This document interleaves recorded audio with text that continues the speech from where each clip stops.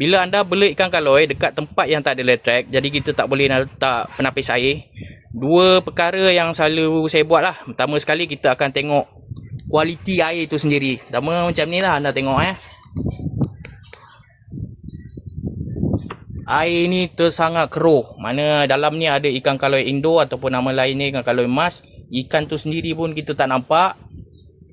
Kedua sekali dia punya selera makan ikan tu. Bila kita letak pellet dia lambat makan.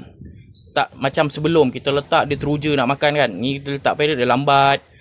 Paling teruk bila kita letak pellet dia tak nak makan ataupun tak habis ataupun dia tak nak makan. Tu memang dah tanda-tanda wajib tukar air lah Jadi untuk tong ni kita akan buat macam video sebelum 3/4 3 untuk air parit, 1 untuk air paip yang telah dibiar lama.